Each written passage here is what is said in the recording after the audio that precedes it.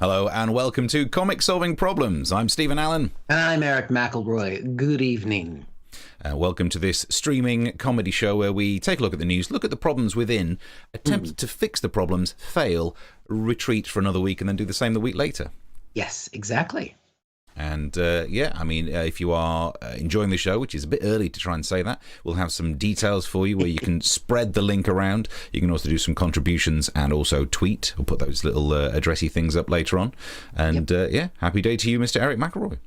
Happy day indeed, and happy special day indeed, because today is a day of twos. Did you know that? Today is because the date is officially 02/22/2022. It's the second of the 22nd month. We've gone all the way around the year twice. What a way to keep us in the pandemic.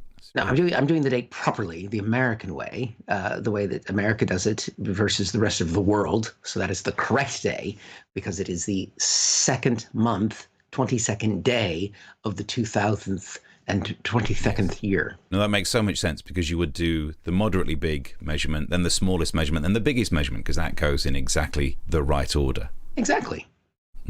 It's better if you do it the British way. Surely for today's two-based obsession, 2202-2022 palindromic. Ooh. No one knows what that means. So it's more of a paradox than a palindrome. I mean, you're just showing off that you know other words that begin with P. I would say it's more peristalsis than it is palindromic. I would say pish. It's more the psoas muscle, but it's spelled with a P. Weird. Oh, that's my psoriasis. It's more psoriasis than it is the 2nd of February. But regardless of which way you do it, it's a lot of twos. 2202, 2022, or 2022, 2202. Can you imagine how excited we'll be in 200 years' time when it's just all across the board? I'm going to be so excited. But, you know, the good thing is, even if we're not here, these videos will still be there. Oof. And imagine by the year 2222, they might have got like 1,000 views by then. You know, don't dream too big, Steve. Don't dream too big. But yes, so there we go. Happy 222222. So if you're enjoying the coverage of the news, which so far is mainly calendar-based, you can spread the YouTube link around. There's the link if you'd like to drop some money. There'll be we'll show this later on, don't you worry. Yep. But any contributions you make are very much appreciated, and you can tweet us. There we go. For the first story, is it Mr. Eric McElroy? Over to you. It is. Oh, and don't forget, smash that like button. Saying that. I can't do it in my accent. Would you mind awfully smashing the like button? Could you do it like a working class northern accent? Hey up, smash the like button. Nah, doesn't work. You smash it! I can't be northern. Yeah, so we show that YouTube and the dates are American. But yes, this is a breaking news story that's been happening over the last month. It's been breaking for a while. Putin's, though, finally putting in. And for this announcement, we basically have seen some action finally on the Ukraine front. Things are really going, and we're going to start with an official Russian state spokesperson. Ukraine is not even a democracy, despite what Joe Biden endlessly claims. Ukraine is a corrupt Eastern European autocracy that has spent millions of dollars lobbying politicians in Washington and, by the way, made Joe Biden's family rich. So there we go, Steve. Clear as it can be, coming straight from the horse's mouth. Sorry, I get those two confused. It's so easily with Tucker Carlson. But yeah, I mean, it finally looks like the invasion has begun by annexing those two bits of Ukraine that I don't know how to say and never heard of until they were annexed yesterday. Do you feel excited now the conflict's finally begun? Excited might not be the word for it.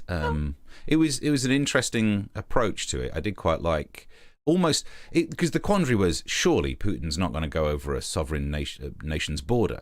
And how does he get around it? Just not recognize the border as being sovereign anymore. He just said to those two regions, which also I can't remember how to pronounce, so we just the regions that shall not be named, to recognize them. I can't even spell them. The Voldemort section of Ukraine. But he said he recognizes them as independent states. Yeah, independent till he gets there, and didn't take long. I mean, ultimately, what we're dealing with here is a relationship issue. Ukraine broke away from Russia when the Soviet Union fell apart. And, Putin is the bitter ex. And essentially what he's done now is he's upset with what Ukraine took. And so it's like my ex-wife when she said that the cats were still hers after the divorce. Right. So these two regions, essentially, the cats in the Soviet divorce. Were your cats named Donetsk and the other one? Yes, we have the Russian cats. Russian blue. And Vladimir. I think you're breaking up there a little bit. It happens a lot these days. So, it does look like we're on the brink of actual war, but it's kind of like it's basically he's just put the tip in, I think is the equivalent of what Putin's put in here to Ukraine. And so, he's not really having full on sex. It's more like backdoor. It's a different way of getting in. Up the Donetsk. But with the same result, and it's still fucking the Ukrainian people. It led to some interesting headlines, I thought, in the papers here in the UK. This one, again, the UK papers have a tendency to do a big picture that has nothing to do with the headline, and then Boris with his Russian name. I thought this meant that Boris was throwing in with Putin, and he's throwing off the shackles. And so I looked at that, I'm like, Boris, he's been a plant all this time. That explains so much. They just need to, and then I saw this headline as well, and this threw me too. I thought, because it's a smaller headline at the bottom about Russian invasion of Ukraine, still very much a possibility. Then I see this picture of Andrew. He's joined the Russian army. I mean, they're probably the only people that would take him these days. And they have a very liberal policy on certain things. So I just think the papers need to be careful when they start putting these pictures on there with various headlines. Do you ever get caught out by that? You see the picture and go, what? There was a famous one years and years ago where this was before John Leslie had been named as the person who, I can't remember what the outcome was, so I don't know whether I need to use the word allegedly, but was the sexual attacker of someone. And the newspapers knew who it was, but they couldn't name it. So they were running those headlines next to pictures of John Leslie with some other random story about John Leslie underneath it. Yeah. So, I mean, that's a nice way of doing it. I like that sort of a passive-aggressive approach. Oh, it's so evil. Yeah, but I can't remember what the next clip is. But Excitement. It's important. Yeah, we'll see what this is and how it relates to the narrative of the story in a seamless transitional way where I click on it to see what happens next. Oh, yes, of course. Here's Aaron Banks, who is a big promoter of Brexit. Here's the argument they're going with. Ukraine is to Russia as the Isle of Wight is to the UK. It's Russian. So again, this is using the divorce analogy. Those cats were always mine. I can't believe that they stayed with you for the last 5 years. I'm coming to take them back. But we're going to see a lot of this spinning now. And I think as Russia now goes further and further into Ukraine, we're going to, because there's been rumors of Russian involvement in both the 2016 election and the 2018 election in America and the 2020 election in America, and probably in the 2022 election in America. But we're also seeing people that, allegedly were for things like Brexit, which allegedly had some influence from Russia. And we can sort of see where he allegedly is on the side of not freedom. I want to be careful with my allegedlys there because he is very litigious, and he's a big fan of the show, Aaron Banks. He's the one who's going to watch it every day until 2222 and get the views up. Exactly. But it also means that we have to look back and see, did anyone see this coming from Putin? Because apparently there's been some people saying that he's really been bitter about this whole collapse of the Soviet Union. He called the collapse of the Soviet Union the biggest atrocity of the 20th century. Skipping over the fact that some 30 million Russians died in World War II, it was the breakup of the Soviet Union a few years later that really got to him. But, you go back and think, well, Putin became in power in 2000. Who was president of the United States at that time? That was George W. Bush. And George W. Bush met with Putin. And what did he think again? We had a very good dialogue. I was able to get a sense of his soul. He looked into his soul and thought, there's a guy that likes to invade countries. I like to invade countries. This is my kind of guy. We know how invaded countries went for George W. Bush, so hopefully same thing for Putin in Ukraine. But I mean, Bush really did try and say that, Putin's just a regular guy. In fact, that's why he had him around. I wouldn't have invited him to my ranch if I didn't trust him. So you don't invite somebody to your ranch unless you truly trust them. And that's why Putin has extended an invitation for Bush to visit him at his ranch, his new ranch in eastern Ukraine. Yeah, terrifying times. So there we go. Next week we might be at war properly. It'd be kind of fun. I've said before, I miss the Cold War. I liked the films. I liked having Russians as a bad guy because I felt, less racist and just slightly xenophobic, which I'm more comfortable in that environment. Interesting. So, woo! Yeah, you can get away with doing the accent more, can't you? Yeah, yes, of course. No problem. Yep. No problem. No and you've got problem. the beard where you're starting to get away with it. Very much. Finally, some character work from Mr. Yeah. Eric McElroy on the show. Yeah, exactly. Rather than looking like a bear, a Russian bear, rather than a bear that's in Soho. Interesting. And if you don't understand that, you can Google it. Don't Google it. Not on a work computer. It's annoying that it's becoming a war of alternative facts.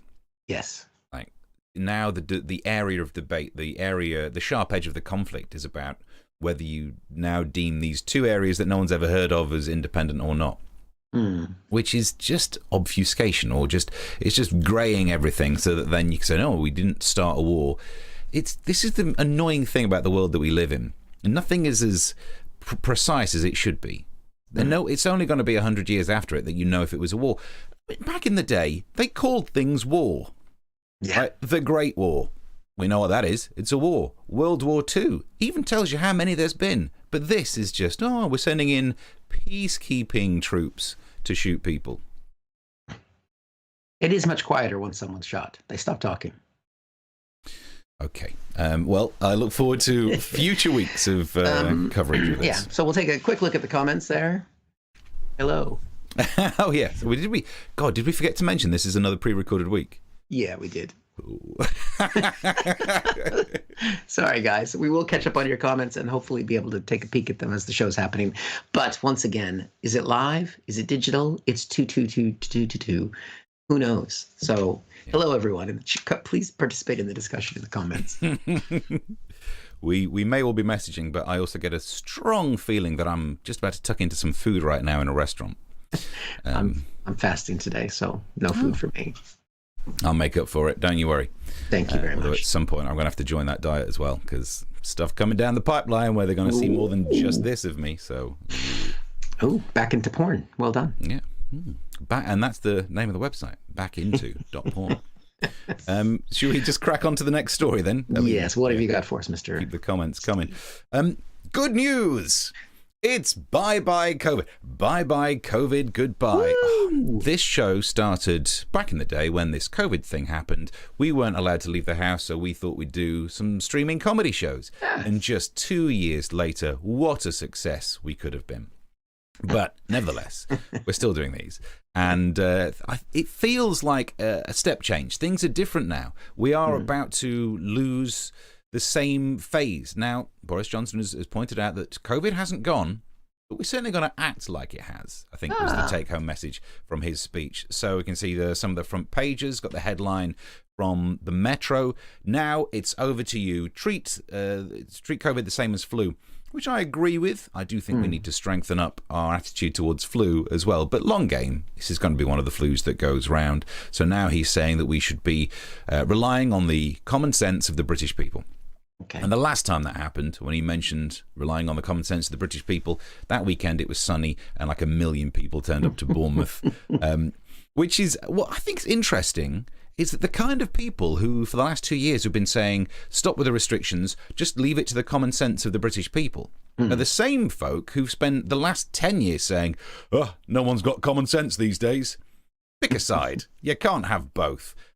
Some of the issues that are changing, the rules relaxing, have started to concern me, like the fact that we're now going to have to pay for our own tests. And I was really enjoying those free tests. I'm going to miss the PCRs. Let's be honest. They cost too much for me to ever get one. I had one through work. I like it when they swab you so deep in your throat, it's like they're trying to reach your soul. That kind of, let's see where the COVID is. And lateral flow tests aren't going to be free. If you do want to buy some, I have stockpiled a fair few. Oh, I've got loads. Yeah. So I'll be selling those on eBay. And depending on how much you want to pay and how much time you want off work, I've got a selection of positive and negative ones. I kept all the old ones. Yeah, definitely. But then one of the take-home messages that we've learned about this phase is that we should be learning to live with COVID. It's living with COVID. Okay. And it's a phrase that I think we need to address what it means, because a lot of people are using it as a proxy for do nothing, have no more restrictions. You know, if you go to the doctors and the doctor says, I'm afraid I have some bad news, you have asthma. Oh, what can you give me for it, doctor? I'm afraid you have to learn to live with it. So nothing. What, not even the inhaler that all the kids have? No, learn to live with it. No, no help from me. There's a difference between learning to live with something and being totally hands-off. Yeah. And we'll see if people get a sense of that. But let's go through some of the changes that are happening. Already we've gone past this one, but on February the 21st, staff and students in most education and childcare settings no longer have to test twice weekly, which is a shame because it was kind of making up for all of those no GCSEs they've been doing. Just gave them the thrill of a test. Yeah. Then, this is the 24th, people with COVID will no longer be legally required to self-isolate. Point of note on that. Fair enough. Does it have to be legal? We should just be in the habit of self-isolating if we are ill with something that's contagious. Yeah. But a couple of ones lower, the self-isolation support payment of £500 will no longer be available. Why? If the guidance is saying you should stay at home, but the follow-through is, but tough shit, people aren't going to stay at home. This is definitely going to get more people ill. I'm amazed that the £500 ended so quickly. Maybe they should have rolled it out for a bit longer. Or maybe all the way up to April, where there'll be some changes. This is where you won't get your tests free anymore. But this is from the 1st of April. So it's going to be one hell of a prank, isn't it? Surprise! It's actually another wave. You weren't ready for that, were you? I'm also upset about this. The use of COVID passports will no longer be recommended. I suppose there is an argument to be made that you don't need COVID certification, COVID passports. Just presume that everyone's been vaccinated, because those who haven't been, they mention it. Comes up. Because they're the free people. Oh, they mention it. They mention their free status. They're all busy driving lorries anyway. But what are we going to row about now? There are so many different relaxations, which is good. It makes the whole situation easier to understand. Yeah. I know I just showed you loads of different itemized points, but in general, all you need to do is, what are the new rules? If I act like I'm a Tory during 2021, I'm probably getting it right. So what are we going to row about now? It's good news in that department. Yeah. They've done research, and ivermectin does not stop COVID patients. Finally, another reason for one tribe to argue against the other tribe. They did a test. It's not double-blind. There's a double-blind study happening in Oxford. But at least it was blind. The patients didn't know what they were getting. But already everyone's confirmation bias is kicking in. People are saying, oh, it's not a proper study. No, but neither were all the other studies you are mentioning that say that it is useful. And, I mean, look, it is a useful drug, just not necessarily for this. It's a great treatment for roundworm, which, I don't know if you've ever had it, is, I don't think, is that, or the one that's ringworm? It's not an actual worm. Yeah. I mean, that's going deep. How deep does this conspiracy go? But it is a useful medication, not necessarily for this. Apparently, they worked out that it was originally useful by putting some COVID in a Petri dish, putting some ivermectin in, and it killed the COVID. But they did the same with mouthwash, and for some reason no one's become like tribally obsessed with mouthwash. Like, no, we're Listerine. No one's tweeting hashtag Listerine every time someone mentions COVID. It's bizarre that it's become an identity, hasn't it? You can kind of guess. Yeah. If you like ivermectin, you don't like masks, you don't like lockdowns, you do like Trump. That kind of bizarre way of doing it. But there's been a bit of extra upset about this ivermectin thing. A news network, Nine Network, apologised for an error after they suggested the Queen may have been using ivermectin to treat COVID. Oh, and then they've retracted it, but it's too late because loads of anti-vaxxers are already sharing screenshots of it on social media. Clearly, it's not true that the Queen's been using ivermectin to treat her COVID. She's posh. She's been using it to get rid of the horseworms. She probably has. I think posh people just have horseworms. I've not really studied it. But you're up to date with... the end of COVID. Bye, we're free. Yeah, I think I guess I'm happy that it's going away. Yeah. You know. You look excited.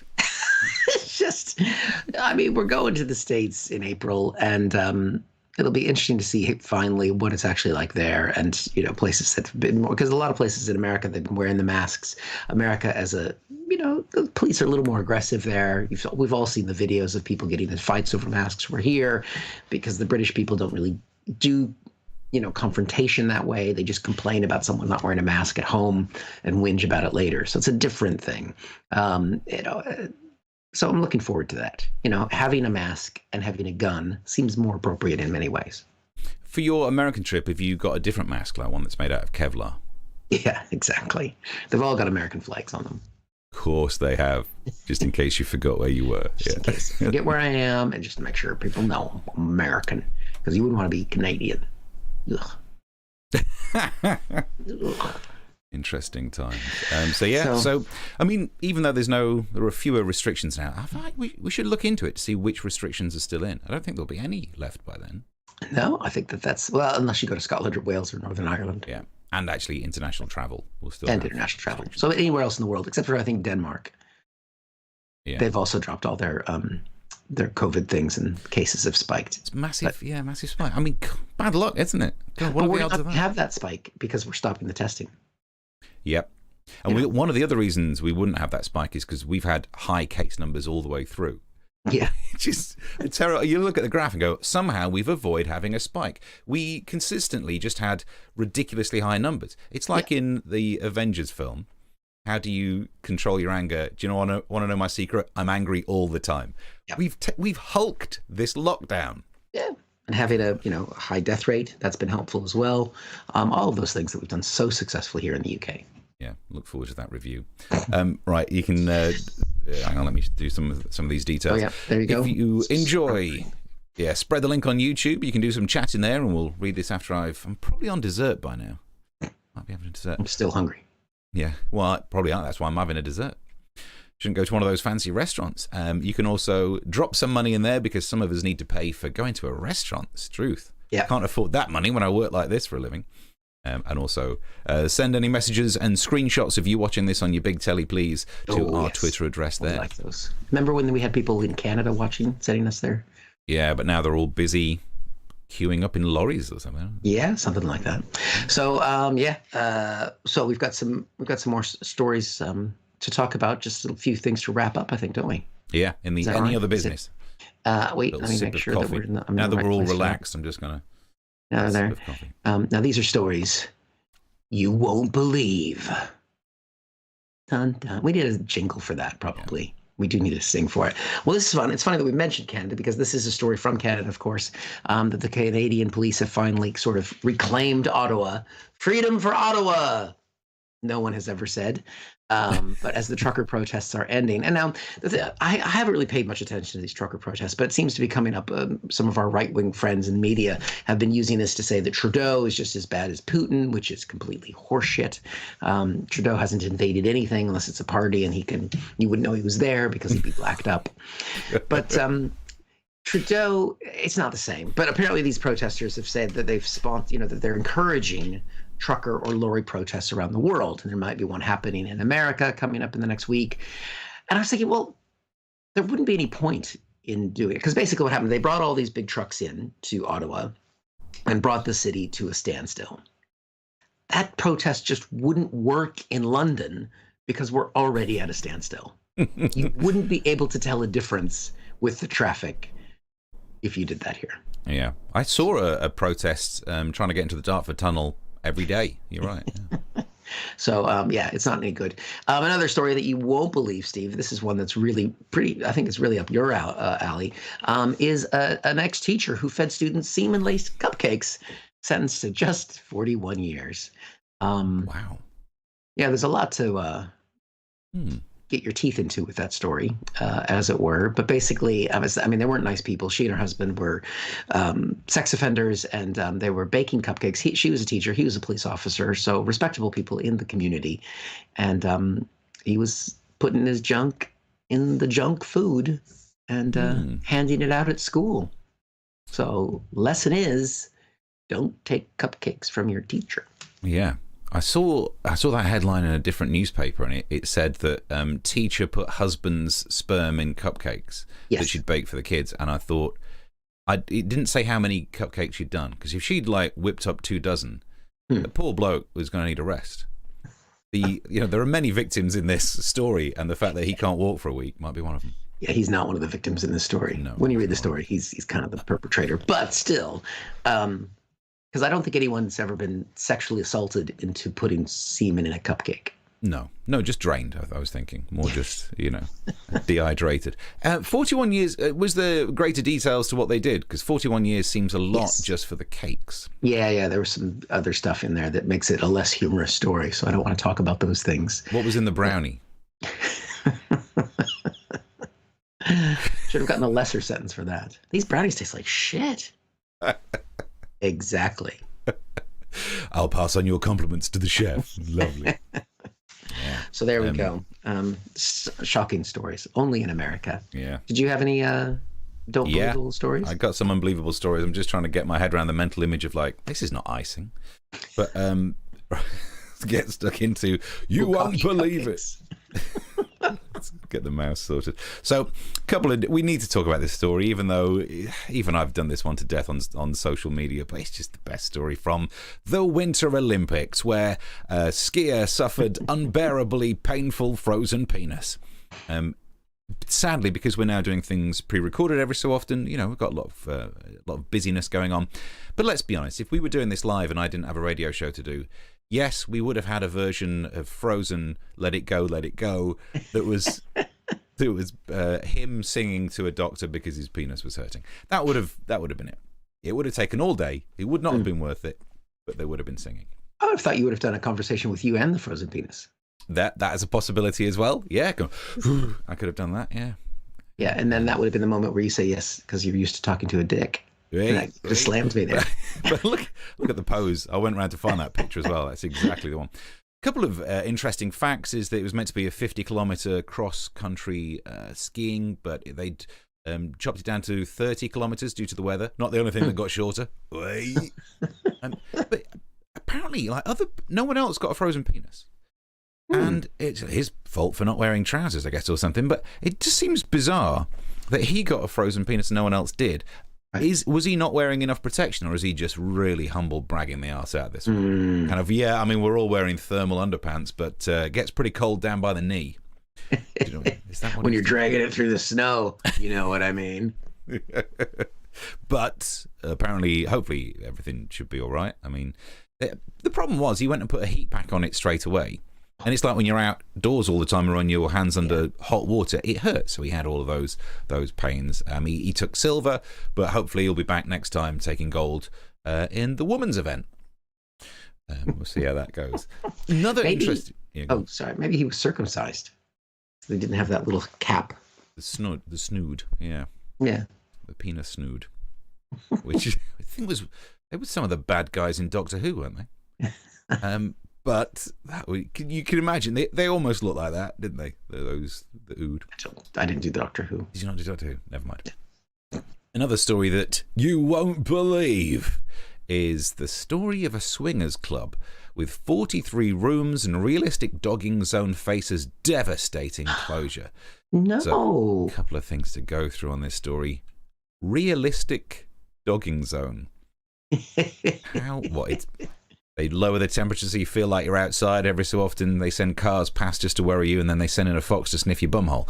I don't know. I've never taken part in any of these, whether the fake ones or the real ones. But this dogging place is apparently going to close down because the company was bought. In fact, I got I had the notes, but restarted the computer. Never mind. I can't remember the name of the business, but a business has bought the building, and that's why it's going to close down. Did the business know what the room was being used for before? Because she could have got some money off. Which reminded me of when I bought the Gravesend flat. Before then I was looking on the other side of the water, and the lady I was going out with at the time would come with me on all the viewings. And we got into a habit of, we were finding it funny, as we were being shown around a flat, one of us would say, "Oh, this door looks like it would handle the swing." And just slowly but surely we'd start mentioning, "Do you reckon, is that load bearing? I think that'd support you, wouldn't it?" And then, just until we wigged, especially if it was a flat that I knew straight away I wasn't going to buy, we just weirded out the estate agent. Because you've got to have a hobby. You've got to have a pastime. So, the sex place, whatever it's called, devastating closure, Ron Rothwell. Imagine that. That means no longer are you going to get the same chance to go and have sex with Ron. Isn't that just upsetting? It's in Derbyshire, which obviously I'm from Nottinghamshire. Local rivalry means I have to say, sex place in Derbyshire. What is the sheep in there? It's just what we have to do if you're from Mansfield. Fair enough. There is a picture of it, actually. There's a picture of one of the rooms. Maybe this is the realistic sex place. That's tarpaulin, isn't it? There's no two ways around it. That is a wiped, clean bed. Yep. So, I mean, you would want it to be. Would you want it to be an absorbent mattress? I don't think I want a mattress in a business park in Derby. Ugh. I mean, that's not dogging. That's an indoor space. It's in the same way like Laser Quest isn't actual warfare. It's indoors, but it's trying to be realistic. And I would very much rather go to Laser Quest. Swinging Laser Quest. Yes. Oh, God. That would be fun. When you've been shot, lie down on the floor, but face first. No, on your back. Ron, let's get Ron on to see if he's... Yeah. God, he's wearing almost scrubs as well. That's a different fantasy room. So anyway, that's bad news for Derby. You'll have to travel slightly further to go and do your realistic dogging. Yep. Maybe they're stories that you would believe. I think we are nicely. People there. I mean, that's a story you don't want to believe. Yeah, business downturn and all that. I mean, it's always sad when any small to medium business owner has problems. And that's not the size of the business. That's, as everyone will know in the area. I mean, that's right. If you're going to have a sex dungeon, you want it to offer something that people can't get elsewhere. If you're having you can do the dogging thing. That's just outdoors in car parks. Yeah. That's freely available. Well, you say freely available. Surely you've got to take one of those little coin chips and then on the way out, pay for. If I've been doing that in the wrong car parks. Yep. Just tap. Just tap. And that's why I'm banned from Tesco's car park. Hey, there we go. So, right, we're getting to the end, aren't we? We will be back next Tuesday, I believe, if not before. Yeah. And you can share this and subscribe and do all those things. You can kick in the Ko-fi. Anything to plug this weekend? Or you get anywhere exciting? I actually can't remember. I think I'm definitely gigging. But busy times. And I'm trying to make more podcasts of the radio show as well. So if you find me on social media, I'll be popping those out. There you go. This weekend I think I'm at Crack Comedy in London, and the week after that I'm playing at London's Comedy Store. So come along to that. Just it's worth mentioning because it doesn't happen as often as one would like, but it's happening that weekend. So not this weekend, but the next. I will be there Thursday, Friday, Saturday. Nice. That makes a bit of wedge. Maybe you can contribute to this. Yeah, it was good. Well, what's his name? Michael McIntyre, when he wrote his, the payment is by backs now, but back in the day, he used to get paid cash from the Comedy Store. And in his biography, he mentioned the fact that you would leave the Comedy Store at 2 a.m. with, 1,200 pounds in your pocket. I'm like, so now you've just written this in your autobiography. Now every comedian leaving the Comedy Store, just muggers and going, wah. Yeah, look for someone leaving the Comedy Store who looks like they've not enjoyed it. It's been on the bill. There we go. So, yes. That's it, really, I guess, isn't it? Beautiful. Yeah, send us messages. We'll reply to tweets and things. And until next time, bye. Bye. Thank you for watching this from Comic Solving Problems. And if you feel like it, go ahead and like the video. Or subscribe. Commitment.